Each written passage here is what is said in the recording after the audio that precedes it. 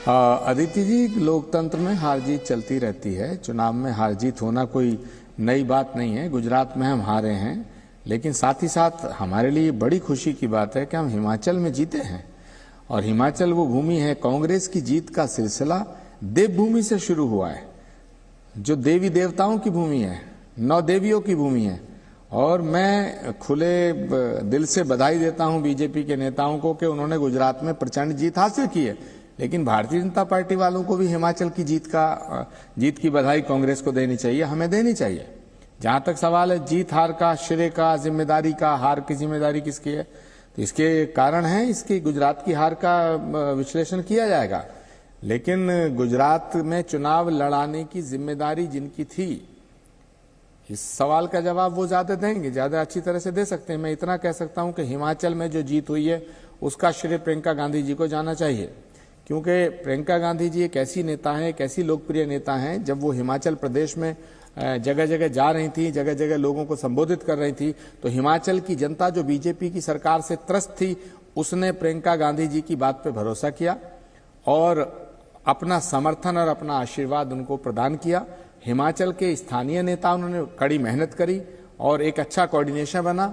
लेकिन प्रियंका गांधी को इसका श्रेय इसलिए जाना चाहिए क्योंकि हिमाचल की जनता का जो विश्वास था वो प्रियंका गांधी को प्राप्त हुआ, उसी वजह से हम जीत तक पहुंच पाए।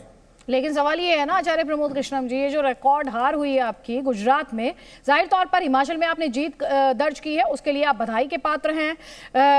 कहीं खुशी, थोड़ी खुशी थोड़ा गम आपके लिए भी है, थोड़ी खुशी थोड़ा गम बीजेपी के लिए भी है। एक स्टेट उन्होंने भी आ रहा है, एक स्टेट आपने भी आ रहा है। आपने ये तो बता दिया हिमाचल की जीत का क्रेडिट किसे दिया जाना चाहिए, जो गुजरात में हार हुई है इसके लिए किसकी रिस्पॉन्सिबिलिटी फिक्स होनी चाहिए?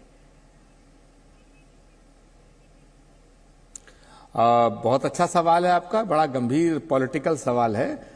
मैं इसका जवाब जरूर दूंगा, लेकिन मैं भारतीय जनता पार्टी के अगर नेता कोई यहाँ हो तो उनसे ये जरूर पूछना चाहूंगा कि गुजरात की जीत का श्रेय नरेंद्र मोदी जी को जा रहा, तो हिमाचल की हार की जिम्मेदारी किसको देंगे? वो ठीक है, नड्डा जी को देंगे, अमित शाह जी को देंगे या प्रधानमंत्री जी को देंगे? इस सवाल का जवाब मैं सुधांशु जी से आपको दिलवाऊंगी। सुधांशु जी, डॉक्टर सुधांशु त्रिवेदी इस वक्त हमारे साथ हैं, लेकिन उससे पहले जल्दी से 30 सेकंड में आप ये बता दीजिए, गुजरात में जो आपकी हार है उसके लिए कौन जिम्मेदार है?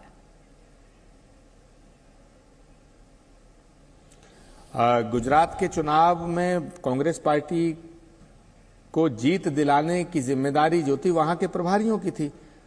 राजस्थान के मुख्यमंत्री अशोक गहलोत जी गुजरात के प्रभारी थे, तो गुजरात में जो बुरी तरह से हम हारे हैं, तो इसकी जिम्मेदारी और जवाबदेही तो वहां के प्रभारी श्री अशोक गहलोत जी की होनी चाहिए। तो ठीक है, आप ये कह रहे हैं कि राजस्थान के सीएम अशोक गहलोत गुजरात में हार के लिए जिम्मेदार हैं? मैं ये कह रहा हूं कि गुजरात के प्रभारी अशोक गहलोत जी थे, तो गुजरात का जो परिणाम आया है, अगर गुजरात में हम चुनाव जीतते तो उसका श्रेय भी प्रभारी को जाता। तो जब जीत का श्रेय प्रभारियों को जाएगा, जिन नेताओं के ऊपर राज्य में चुनाव लड़ाने की जिम्मेदारी होती है, तो हार की जिम्मेदारी भी उनको लेनी चाहिए। और मैं ये बात आप दो बड़ी बातें कह रहे हैं आचार्य प्रमोद कृष्णम जी। एक तो आप ये कह रहे हैं हिमाचल में जीत का क्रेडिट जो है वो प्रियंका गांधी वाड्रा को दिया जाना चाहिए। दूसरा, आप सीधे तौर पर अशोक गहलोत को कटघरे में खड़ा कर रहे हैं, और आप ये कह रहे हैं गुजरात में जो रिकॉर्ड हार हुई है इसके लिए अशोक गहलोत जिम्मेदार है। खैर, आपने एक सवाल पूछा था, उसके लिए जवाब सुधांशु त्रिवेदी जी। सुधांशु जी ये कह रहे हैं ब्रांड मोदी की बात की जा रही है, अगर मोदी मैजिक गुजरात में चला तो जो हिमाचल में आपकी शिकस्त हुई है उसके लिए जिम्मेदार कौन है? ये कांग्रेस पार्टी आपसे सवाल पूछ रही है। देखिए, दोनों बातों का उत्तर देता हूं। पहले तो देखिए, कांग्रेस पार्टी में जैसे आचार्य जी ने कहा कि प्रियंका गांधी जी को इसका श्रेय मिलना चाहिए, ठीक है, यह कांग्रेस पार्टी का विचार हो सकता है क्योंकि उन्होंने ही रैलियां की, उनकी उपस्थिति रही, राहुल गांधी की अनुपस्थिति रही। मगर कांग्रेस पार्टी में देखिए श्रेय और प्रेय का कैसा कार्यक्रम चलता है। सुबेरे सुबेरे आपको याद हो प्रतिभा सिंह जी का वक्तव्य आ गया था कि यदि कांग्रेस की सरकार बनी तो मुख्यमंत्री वीरभद्र जी के परिवार से होना चाहिए। यही तो समस्या है कांग्रेस पार्टी में, लीडर बेस पार्टी होने के कारण क्रेडिट और श्रेय लेने की स्थिति ऐसी हो जाती है कि मतलब क्या कहते हैं कि अभी बच्चा हुआ नहीं कि मुंडन कौन करवाएगा, इसको लेकर सारी बातें शुरू हो जाती हैं। खैर, वो उनका एक अलग विषय है, परंतु मैं ये कहना चाहूंगा कि जो आचार्य जी ने प्रश्न किया कि हमारी हिमाचल की हार की जिम्मेदारी किसकी, तो मैं ये विनम्रता से कहना चाहूंगा हम हिमाचल में हारे, मगर हमारा वोट प्रतिशत सिर्फ 1% का अंतर है। इसे कहते हैं हार। और हार और जीत राजनीति में चलती है। जो गुजरात में हुआ है यह हार नहीं, यह तबाही है। और तबाही राजनीति में नहीं चलती है, तबाही बर्बादी यदा कदा होती है। जो आम आदमी पार्टी के साथ हिमाचल में हुआ वो तबाही है कि 1% वोट मिला और सारी सीटों पर जमानत जब्त हो गई।